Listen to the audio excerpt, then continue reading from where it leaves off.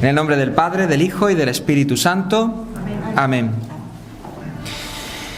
Te pedimos, Señor, que nos ilumines, que nos bendigas, que nos ayude a profundizar en el Santo Evangelio que San Marcos nos transmitió y que Él sea para nosotros fuente de vida y de gracia para el descubrimiento de la persona de Jesucristo. Padre nuestro que estás en el cielo, santificado sea tu nombre. Venga a nosotros tu reino. Hágase tu voluntad en la tierra como en el cielo. Danos hoy nuestro pan de cada día. Perdona nuestras ofensas, como también nosotros perdonamos a los que nos ofenden. No nos dejes caer en la tentación y líbranos del mal. Amén. Pues ya vamos a entrar de lleno, gracias a Dios, en los evangelios, ¿vale? Vamos a ir indagando y descubriendo. Yo voy a intentar hacer por cada evangelista 2 días, porque es que si no, no va a dar tiempo de darlos todos, ¿vale? De forma que el primer día, como por ejemplo el día de hoy, que vamos a ver el evangelista San Marcos, nos tratemos sobre todo de la parte correspondiente a todo lo que es más superfluo, por decirlo de alguna manera, superficial, y al día siguiente entrar en la parte mucho más teológica, ¿no?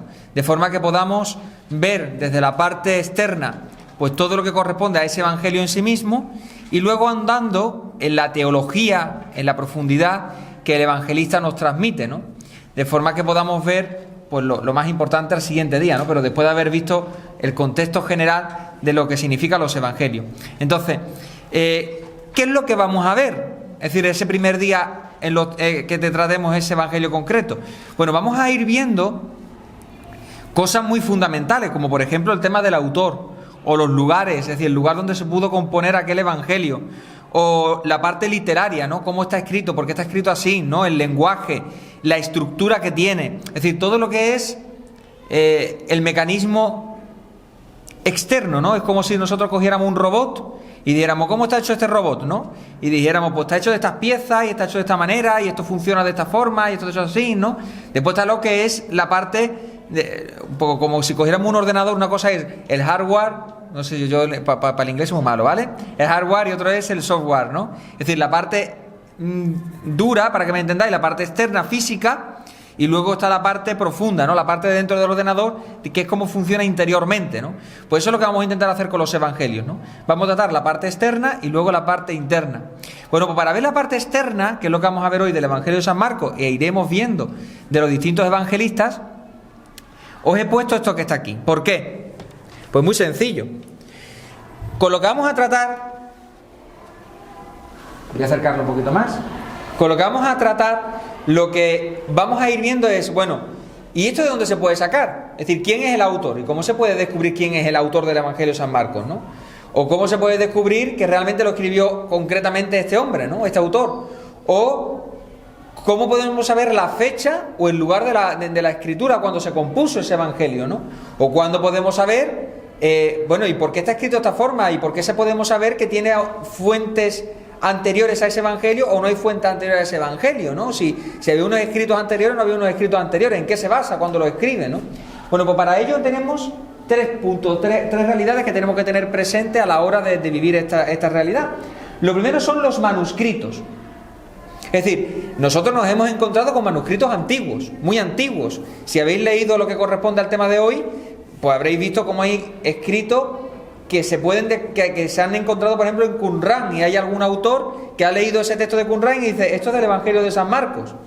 O, por ejemplo, escritos que hay del siglo IV, es decir, escritos que hay de, bueno, pues la tradición, pues cuando fueron escribiendo de nuevo los escritos antes de que existiera la imprenta, ¿verdad? Porque la imprenta es del siglo XV, no es del siglo I, de forma que lo primero que hacían era escribir, ¿no? Bueno, pues se puede ver y se puede descubrir cuando se hacían pues las transcripciones de los evangelios de un libro a otro, pues hay distintas fuentes, distintas corrientes, pues de distintos lugares, y a lo mejor hay cosas que cambian o cosas que están similares, ¿no? Pues esos manuscritos, ¿qué es lo que nos dice de ese evangelio, ¿no? ¿Qué se ha podido descubrir? En segundo lugar, tenemos que coger las fuentes de los santos padres. Esto es fundamental. ¿Por qué? Porque un autor del siglo segundo o de principio del siglo segundo te dice tranquilamente: no, este evangelio fue escrito por no sé quién. Pues toma ya. Es decir, no es lo mismo que te lo diga una persona actual, que te diga: no, sí, yo veo este libro, que te lo diga una persona que a lo mejor no lo ha conocido a San Marcos o ha conocido a San Mateo, pero ha conocido a la persona que ha hablado, que lo escribió. O sea, que son muy importantes para nosotros. Y en tercer lugar, como no, la crítica textual. Es decir, coger el libro, y los que saben de los estudiosos de los textos, ¿no? de la escritura, no me refiero a la escritura como sagrada escritura, sino la escritura en sí misma, ¿no? Es decir, un escrito, te lo cogen y te pueden descubrir, pues, es decir, si se puede ver, pues por ejemplo, si tú escribes una cosa, una persona que sabe de estos temas te dice: pues esta persona escribió este texto estando agobiada, o estando no sé qué, o estando no sé cuánto. Pues esto, es decir, pues si se puede saber ese enrame, pues también se puede descubrir algo más importante, ¿no? Que es ver cosas concretas que se transcriben cuando tú ves por qué hay latinismos, que ahora lo veremos, por qué hay cosas que están escritas en arameo, por qué hay cosas que están escritas, bueno, o del lugar, ¿no? Eso se puede ver perfectamente. Una persona que lee el Evangelio, que entiende, pues dice: pues esta persona puede ser de aquí, pues lo pudo escribir por esto, lo pudo escribir por esta otra realidad, pues le daba importancia a esto por esto mismo, ¿no? Bueno, pues estas tres realidades son importantísimas a la hora de coger cualquier libro del antiguo, de la Biblia, ¿no? Pero en este caso concretamente, lo que vamos a ver ahora en el Evangelio, pues también. Entonces veremos en este engramaje externo, pues estas realidades de qué nos puede decir concretamente el Evangelio de San Marcos. Cogiendo el Evangelio de San Marcos, es verdad que ¿por qué cogemos el Evangelio de San Marcos primero? Pues muy sencillo, porque es el más corto, ¿vale? Es el más corto y como tiene menos que tratar, pues es preferible entrar con algo sencillo y después coger los que son un poquito más complicados. Sin embargo, a pesar de ser corto, fijaros lo que dice Vincent Taylor, ¿no? Dice: el Evangelio de San Marcos es uno de los tesoros más grandes de la Iglesia y uno de los libros más influyentes y sobrecogedores de todo el mundo. Fijaros lo que llega a decir de este Evangelio, o sea, que aunque sea cortito y pensemos decir: bueno, pues este tiene menos importancia. No es así, no es así. ¿Por qué? Pues ahora lo vamos a ir viendo, ¿no? ¿Qué podemos decir? Primero, cuando entramos, que es lo primero que tenemos que poner aquí arriba cuando pongan el vídeo, que es lengua y estilo. Lengua y estilo. Es decir, este libro, ¿en qué lenguaje fue escrito? Porque no fue escrito en español, ¿vale? Tampoco fue escrito en latín. En la lengua que se escribió fue la lengua común griega, el koiné, que no era el griego en el que escribían los que saben escribir. No sé si me explico, ¿no? No era el lenguaje culto, era un lenguaje común, el que se hablaba comúnmente en la época en la calle, para que me entendáis, ¿no? Y ese era el que así se conoce como el griego helenístico o koiné, que es como se conoce, ¿no? Que es un griego común. Pues en ese griego fue como se escribió ese Evangelio. Y además tiene detalles concretos, porque es verdad que el que escribe este Evangelio se ve que no era una persona muy culta en lo que se refiere a la hora de desarrollar, sino que era una persona bien de un nivel medio bajo, ¿vale? Medio bajo. No era una persona que entendía, que supiera escribir con mucha facilidad, como luego veremos, por ejemplo, con San Lucas. San Lucas sí sabe escribir. Este hombre, pues bueno, como si cogiéramos a lo mejor alguno de nosotros y dijéramos: vamos a escribir algo, ¿no? No es lo mismo que lo escriba yo, que lo escriba el Padre Lázaro, que está harto de escribir libros, ¿no? Sino, pues, en esa realidad, ¿no? Y en esa realidad de una persona que entiende, que no entendía del todo, bueno, y escribió, pues, ese Evangelio. Y además, ¿qué ocurre? Que es un hombre que, además de lo que tenemos, que está escrito todo en griego, tiene escritos que están en lo que se conoce como latinismos. Es decir, coge palabras y la pone escrita en latín, pero que quiere decir una cosa que realmente son griegas, ¿no? Eso es como si ahora cogiera una persona de la línea, por ejemplo, de Gibraltar, y que coge palabras en inglés y te las modifica, ¿no? Y te las mete. Pues se podría decir que más o menos es lo que hacía este autor. Es decir, mete palabras que son en latín, pero que tienen una densidad y una profundidad que realmente se podría decir que son más bien griegas, ¿no? Y después también mete cosas que se llaman, del arameo, ¿no? Es que no tiene que decir concretamente arameísmos, ¿no? Es decir, cogen letras, palabras escritas en arameo. Esto ya es muestra de que el autor conoce el arameo, la lengua vulgar de la zona judía, de la zona de los judíos, la que se hablaba. Es decir, seguramente, por ejemplo, el otro día estuve viendo un escrito y dice, bueno, ¿qué lenguaje hablaría Jesús? Pues seguramente lo que piensan los estudiosos era que seguramente era bilingüe, dicen. Bueno, sabría el hebreo, pero fuera del hebreo, para eso sabría el arameo y sabría el griego. Son los dos idiomas que seguramente Jesucristo conocería. ¿Por qué? Porque el arameo era la lengua natal, es decir, en la cual se hablaba, porque en la lengua común que hablaban no hablaban hebreo. Hebreo era una lengua de cultos, ¿no? Y en el dialecto común de los judíos lo que se hablaba era el arameo, que era como, como decir, no es lo mismo, ¿no? Pero decir castellano, decir el andaluz, ¿no? Es decir, una especie de algo, es distinto, porque no tiene nada que ver, pero para que me entendáis, ¿no? Un dialecto surgido a partir del hebreo.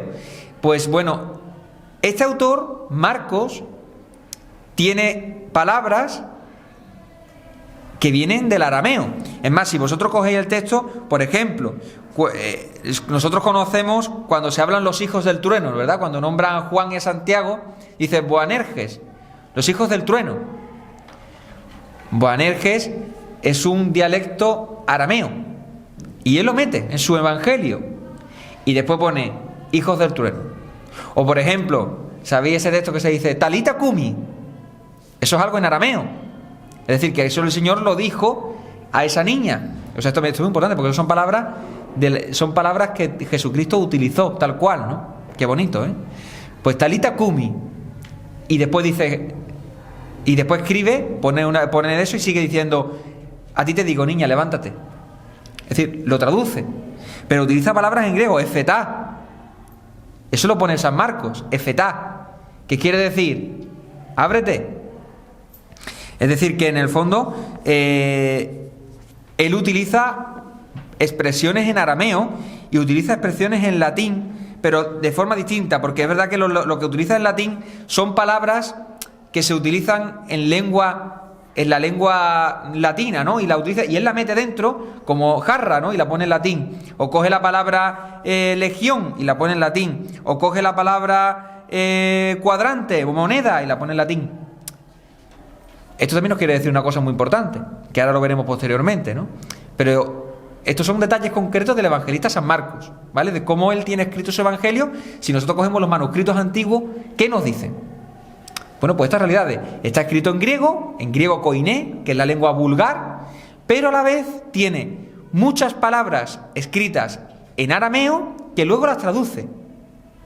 Y después tiene muchas palabras que son latinas, pero que las mete.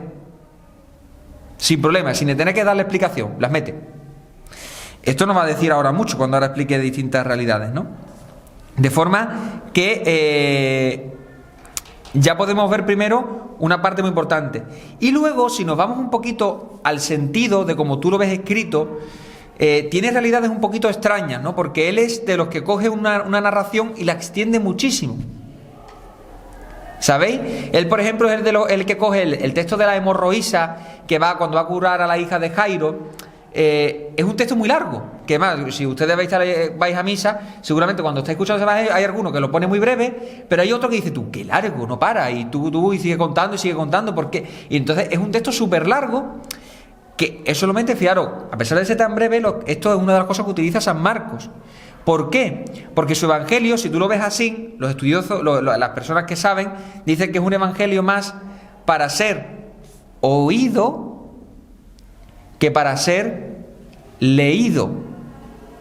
Es decir, no era un evangelio para leerlo, sino para que la persona lo pudiera proclamar en la asamblea, que las personas lo escucharan y poder explicarle así la palabra de Dios y poderle profundizar en lo que Jesucristo hizo en la vida de las personas, ¿no?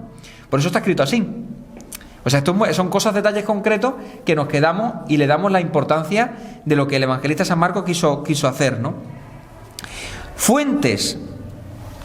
¿Qué se refiere con las fuentes? Segunda parte, ¿no? ¿Qué se refiere con las fuentes? Bueno, San Marcos pudo coger otros relatos.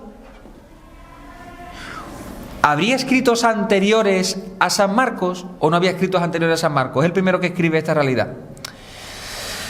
No hay unanimidad, que eso ya lo vimos anteriormente. No hay una unanimidad, es decir, hay personas que te dicen que sí y otras personas que te dicen que no. Sí que es verdad que dicen algunos que es verdad que existen cosas como por ejemplo el discurso apocalíptico que escribe en Marcos 13, da una sensación de que como que es un discurso ya hecho, ¿no? y que lo transcribe, ¿no? O por ejemplo, hay una parte muy importante que hay, por ejemplo, especie como de sentencias muy claras de Jesucristo que parece que vienen de otra realidad, anterioridad. Otros estudiosos te pueden decir, bueno, pero eso puede ser porque, claro, como él estaba, como ahora veremos, cerca de San Pedro, él escuchaba una y otra vez aquellas declaraciones aquellas predicaciones de San Pedro, y él las escribe tal cual, porque Jesucristo la decía tal cual. O sea que realmente no se puede saber muy claramente si cogió fuente o no cogió fuente. Hay algunos estudiosos, muchos de ellos, que te dicen que sí, y otros que te dicen que no. Este autor sí que es verdad que él afirma. Este autor, me refiero, el autor de este libro, ¿no? Luis Sánchez Navarro, él afirma y cree que sí que es verdad que incluso que el texto que nosotros tenemos actualmente fue un texto modificado por algún autor posterior a San Marcos, ¿no? Que hubiera un evangelio, el evangelio que escribió San Marcos, que podremos llamar como protomarcos, ¿vale? Y que autores posteriores para corregir, mejor dicho, o para explicar alguna cosa que la gente se quedaría como diciendo esto no lo entiendo muy bien, o esto no sé realmente por dónde va, pues el autor dijera esto realmente es que le falta esto, y lo metiera, modificara ese texto y lo metiera de una forma positiva, ¿vale? No es que dijera, oye, esto vamos a cambiarlo mejor porque no se entiende. No es así. Es decir, que la gente directamente ya se pone a pensar mal. No, esto puede ser algo normal y habitual. Daros cuenta que estos escritos, como he dicho antes, son hechos para proclamar lo que Jesucristo, se quedara como escrito lo que Jesucristo había dicho, ¿vale? Y por tanto el autor pues lo escribiría y de golpe a lo mejor diría, pues me ha faltado esto otro, o tenía que haber contado esto otro, ¿no?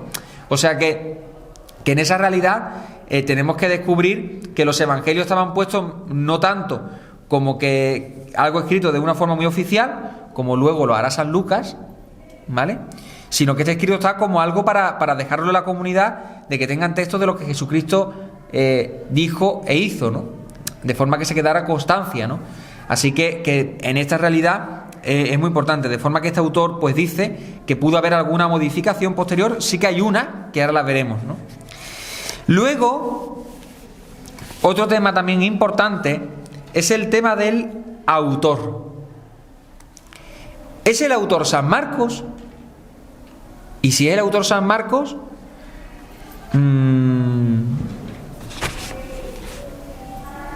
¿cómo lo sabemos? Bueno, pues el libro es anónimo, ¿vale? Es decir, los escritos que tenemos dicen del Evangelio de Jesucristo, el Hijo del Mesías, el Hijo de Dios.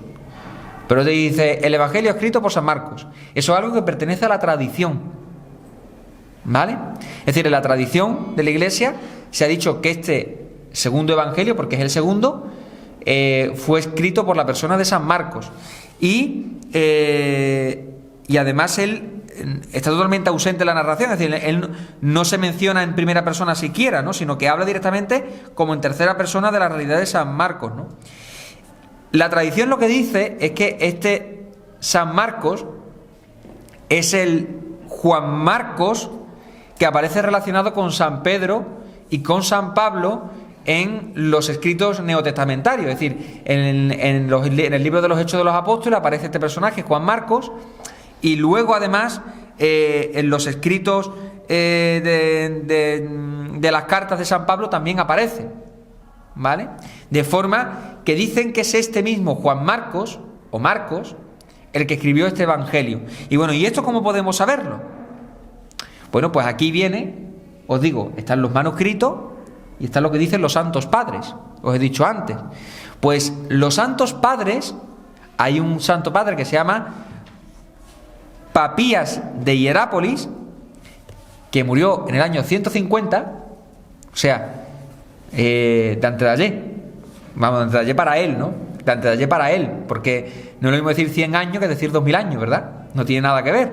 Pues este hombre, del año 150, dice, y lo voy a leer textualmente porque me parece que es algo que merece la pena mencionarlo, ¿no? Porque un escrito del siglo II, de mediados del siglo II, del año 150, fijaros lo que dice claramente de este evangelio. Dice: Marcos, que fue intérprete de San Pedro, escribió cuidadosamente, aunque no con orden, cuanto recordaba de los dichos y hechos del Señor, porque él ni había oído al Señor ni lo había acompañado, sino después, como dije, a Pedro, el cual daba sus enseñanzas según las necesidades, pero no como quien hace una estructuración de los oráculos del Señor, de manera que nada faltó Marcos al escribir algunas cosas como las recordaba, pues en una cosa puso su cuidado, en no omitir nada de lo que había oído,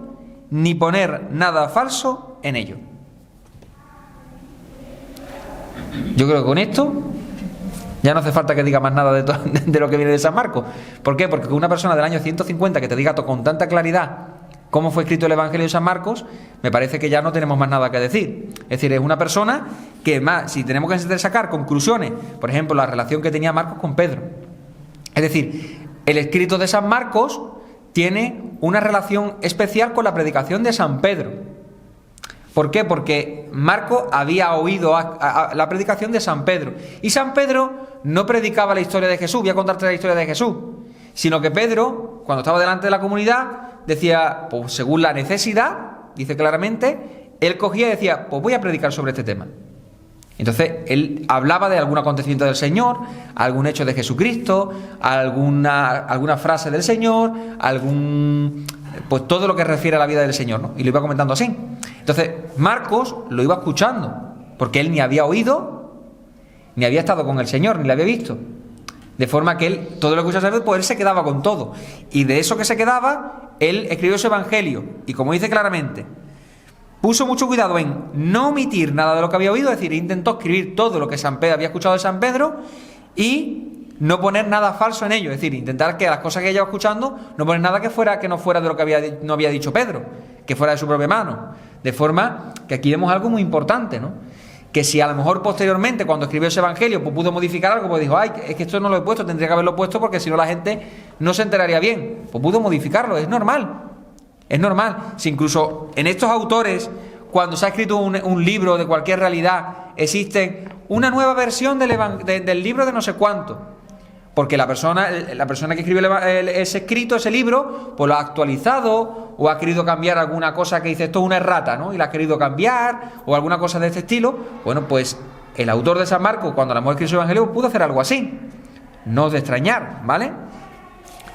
Pues fijaros que ya no solamente tenemos esta versión del Papías de Hierápolis, sino tenemos además versiones de otros santos padres, como Ireneo, San Ireneo, Tertuliano no es santo, Tertuliano, Justino, Clemente, Alejandrino, Jerónimo.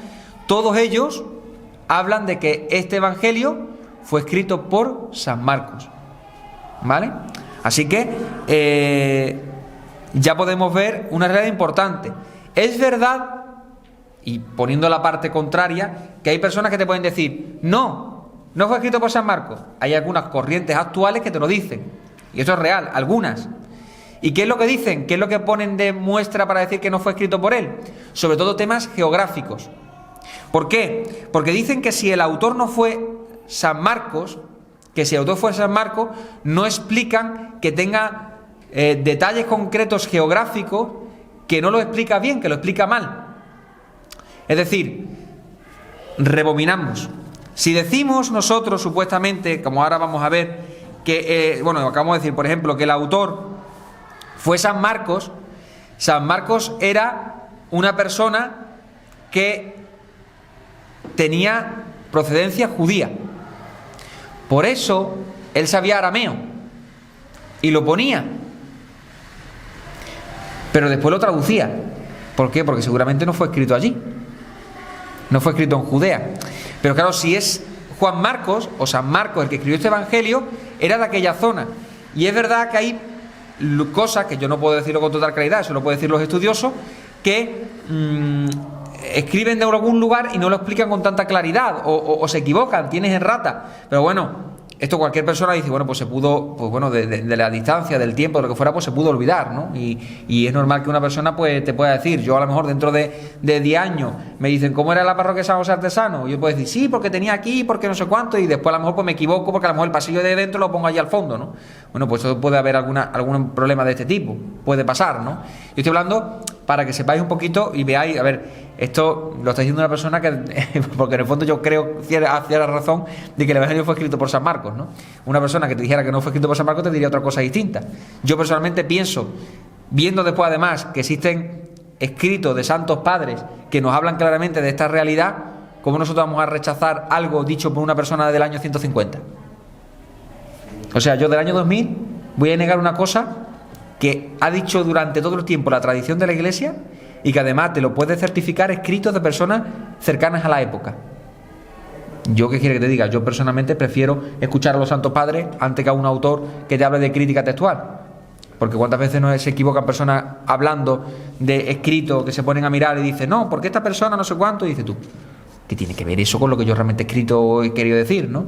O sea que yo prefiero quedarme con eso antes que quedarme con lo que me diga un autor del año 2000, ¿no?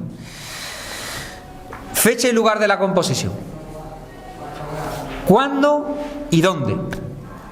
¿Cuándo y dónde fue escrito este evangelio? Bueno, pues lo mismo. Existen diversas corrientes, ¿no?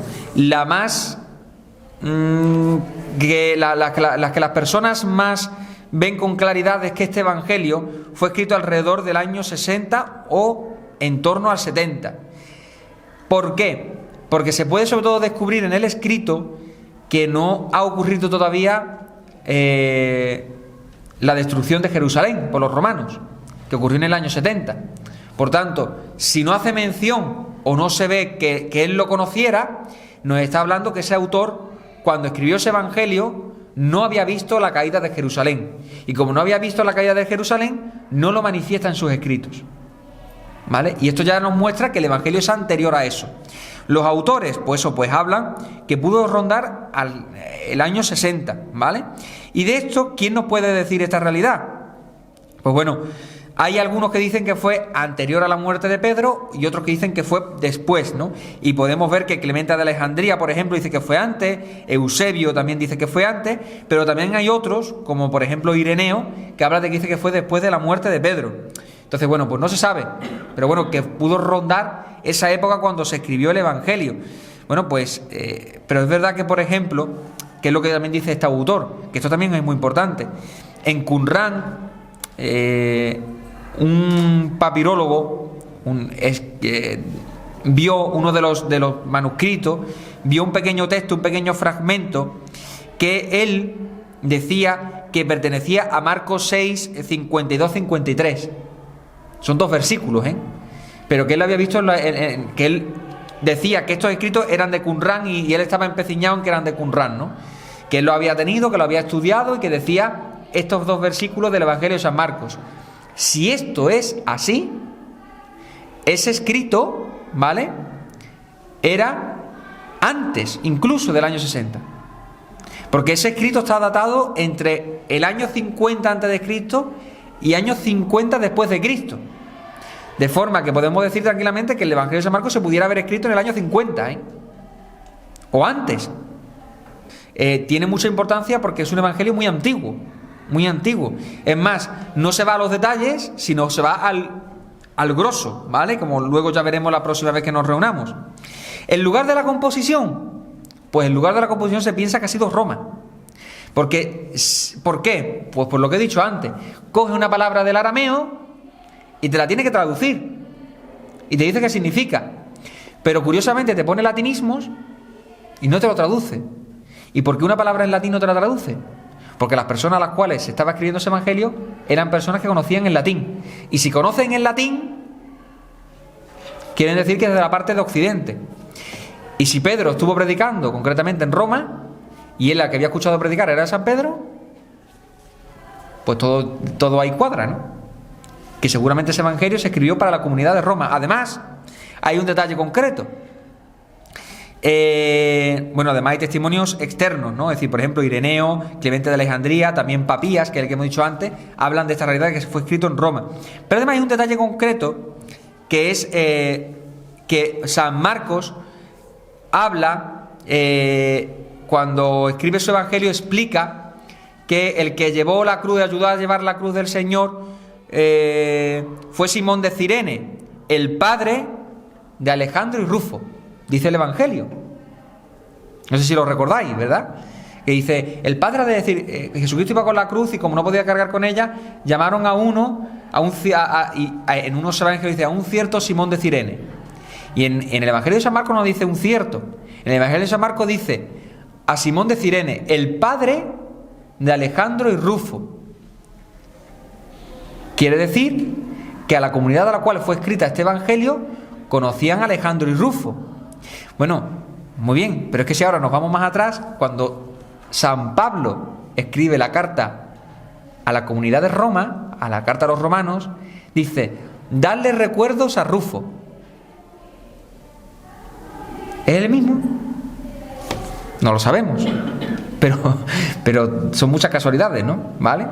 Así que por eso son muchos detalles concretos que hace pensar y que hace creer que este evangelio fue escrito por una persona judeocristiana, San Marcos concretamente, que había escuchado a San Pedro, que lo escribió en torno al año 60, 50, 60, y lo escribió para la comunidad de Roma. ¿Vale? Este es el resumen. Bueno, pues en cuanto a la estructura, ¿cómo está escrito este evangelio? Pues este evangelio está escrito de una forma muy peculiar. Si nosotros cogemos la Biblia, ¿vale? Yo no sé si vosotros tenéis ahora mismo la oportunidad de coger ahora mismo una Biblia, ¿no? Pero si tenéis la oportunidad de coger una Biblia y abrís el Evangelio de San Marcos, en el capítulo 1 dice así: comienzo del Evangelio de Jesús, el Cristo, el Hijo de Dios. Así es como piensa el Evangelio de San Marcos. Y mete una introducción en la que habla del momento del bautismo, ¿vale? El momento del bautismo y el desierto. Y cuando termina esta parte introductoria, se va a Galilea, ¿vale? De forma que se tira una predicación durante la mitad del libro, ¿vale? Si cogéis incluso la parte porque en la página 143 tenéis la estructura, ¿no? Como veis, título, el prólogo, y después del prólogo aparece la primera parte. Una primera parte en la que se habla de la misión en Galilea. ¿Y cuándo termina la misión en Galilea? Pues termina en capítulo 8, versículo 30, donde Pedro le dice a Jesús: tú eres el Mesías. Muy bien. Si en el principio ha dicho Jesucristo, el Cristo, el Mesías, la primera parte está clara. Pues termina la primera sección, la primera parte. Y empieza otra segunda. Y es que Jesucristo, después de esta manifestación en Cesarea de Filipo, empieza otra realidad distinta. Y es que Jesucristo empieza a mostrarle cuál es la misión de ese Mesías. Porque en la primera parte, ya lo veremos la semana que viene, durante la primera parte se tira Jesucristo todo el tiempo diciendo, callando a los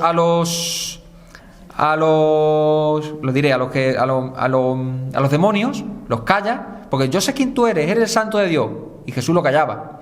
Y cuando convertía a alguien y le ayudaba a alguien, decía: no digas nada. Y no sé cuánto, porque Jesucristo eso es lo que se conocerá como el secreto mesiánico, ¿no? Jesucristo no quiere manifestar a la gente que Él es el Mesías. Ya explicaremos por qué, ¿vale? Pero se tira esa primera parte callando, hasta que llega este momento, capítulo 8, versículo 30, donde Pedro dice: tú eres el Mesías. Y en ese momento el Evangelio ya hace un cambio.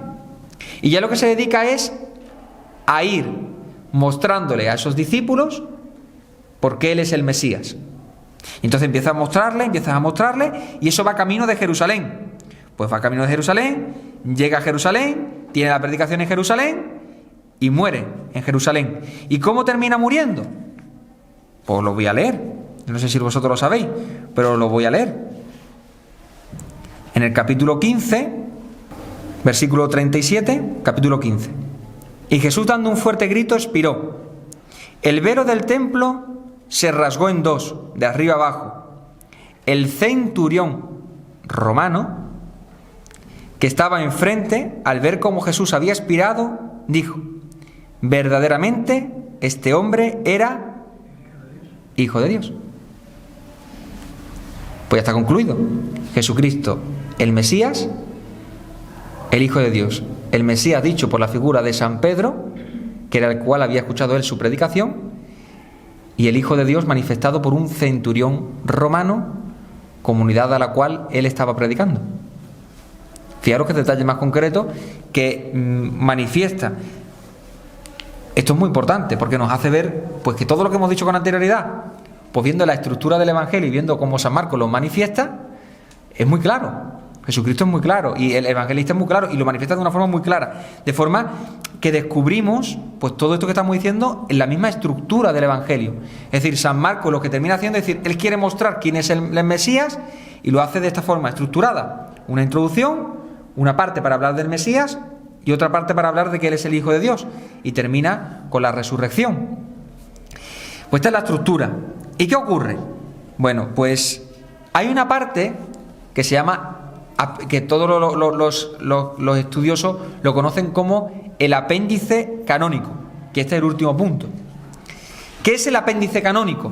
Pues resulta que la última parte del Evangelio, hay una parte que es, concretamente del versículo 9 al 20, son unos versículos en los que concluye el Evangelio de San Marcos, pero la conclusión es un poquito rara. ¿Por qué? Porque, es más, hay muchos textos que no están incluidos. Es decir, si cogemos los manuscritos, ¿vale? Hay muchos manuscritos en los que esta parte no está incluida. En otros muchos sí, pero muchos otros no, ¿vale? Es más, hay algunos escritos que se tiene del siglo IX, ¿vale? Que son pues manuscritos más tardíos, pero que del siglo IX, donde además la conclusión es distinta. Es decir, todo es igual, pero cuando llegan aquí, al versículo 9, hacen ¡pam! Y lo modifican y lo ponen de manera distinta. ¿Por qué? Bueno, pues no sé para qué he guardado el móvil, porque lo voy a tener que volver a leer, ¿vale? Porque fijaros cómo termina el Evangelio de San Marcos. El Evangelio de San Marcos termina de una forma muy peculiar. ¿Por qué? Porque termina así. Dice,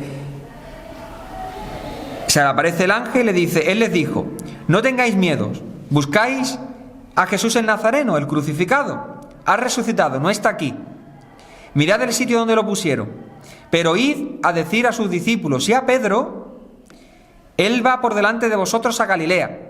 Allí lo veréis, como os dijo. Ellas, así termina el Evangelio, ellas salieron huyendo del sepulcro, pues estaban temblando y fuera de sí, y no dijeron nada a nadie del miedo que tenían. Así termina el Evangelio. A ver, Marcos lo escribió con toda la intención del mundo. Era lo que había escuchado a Pedro predicar y dijo, con esto está bien. Pero seguramente posteriormente diría, y yo, ¿y de la resurrección qué pasa? ¿No cuentas nada? ¿Tú qué pasa? ¿Que la resurrección simplemente la mencionas y se acabó? Pues eso cómo va a ser, ¿no? Y entonces aparece una parte que es la que nosotros hemos cogido como parte canónica. ¿Por qué? Porque en muchos escritos está incluido, y en los libros canónicos, es decir, en la iglesia cuando dijeron, estos son los 4 evangelios que tenemos que son los que están extendidos por la mayoría de las comunidades, los que tienen tradición apostólica, los que no sé cuánto, en el siglo IV, estos 4 incluyeron este apéndice que vamos a escuchar ahora, pero que se ve que es posterior, porque el apéndice dice así: resucitado al amanecer del primer día de la semana, se apareció primero a María Magdalena, de la que había echado 7 demonios. Ella fue a anunciárselo a sus compañeros, que estaban en duelo y llorando. Ellos, al oírle decir que estaba vivo y que lo había visto, no la creyeron. Después se apareció en figura de otro a 2 de ellos que iban camino al campo. También ellos fueron a anunciar a los demás, pero no los creyeron. Por último, se apareció Jesús a los 11, cuando estaban a la mesa, y les echó en cara su incredulidad y dureza de corazón, porque no habían creído a los que lo habían visto resucitado. Y les dijo: id al mundo entero y proclamad el Evangelio a toda la creación. El que crea y sea bautizado se salvará, el que no crea será condenado. A los que crean les acompañarán estos signos: echarán demonios en mi nombre, hablarán en lenguas nuevas, cogerán serpientes en sus manos, y si beben un veneno mortal no les hará daño. Impondrán las manos a los enfermos y quedarán sanos. Después de hablarle, el Señor Jesús fue llevado al cielo y se sentó a la derecha de Dios. Ellos se fueron a predicar por todas partes y el Señor cooperaba, confirmando la palabra con las señales que los acompañaban.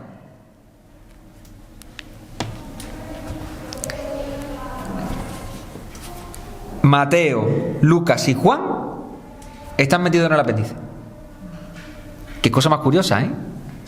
Porque el relato de María Magdalena, ¿dónde aparece? En San Juan solo. Y el relato de los discípulos de Emaús, que iban al campo, los 2 que iban al campo, que se apareció en figura de otra persona, aparece en Lucas. Fijaros, ¿eh?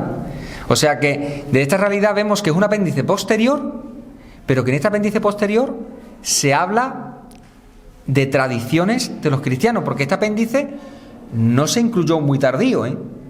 Fue muy poquito posterior al escrito de San Marcos, que estamos hablando que es del siglo 60 aproximadamente. Por tanto, cuando hablamos de los relatos pospascuales, que podemos decir, no, esto pudo ser incluido posteriormente, por ejemplo, cuando cogemos el texto de los discípulos de Emaús, ya directamente te empezamos a decir, no, porque esto es un escrito teológico que intenta mostrar el sentido de cómo encontramos a Jesucristo en la Eucaristía. Esta aparición no fue tan real como tal, sino que... Bueno, pues aquí aparece, ¿eh? Un escrito que seguramente es del año 70, 80, 90, ¿eh? No estamos hablando mucho más tarde. Y aparece. Es un escrito que ya estaba difundido por todos lados, como era el Evangelio de San Marcos, ¿no? De forma que ese mismo apéndice, que aunque no formaba parte del texto original, ya está mostrando claramente que este escrito tiene muchísima importancia y tiene mucho que decir. Vamos a terminar rezando una Ave María y ahora, si queréis, pues preguntar alguna cosa o preguntarnos. Así que concluimos esta sesión pues rezando a la Virgen María una Ave María. Dios te salve María, llena eres de gracia, el Señor es contigo. Bendita tú eres entre todas las mujeres y bendito es el fruto de tu vientre Jesús. Santa María, Madre de Dios, ruega por nosotros pecadores, ahora y en la hora de nuestra muerte. Amén. En nombre del Padre, del Hijo y del Espíritu Santo. Amén.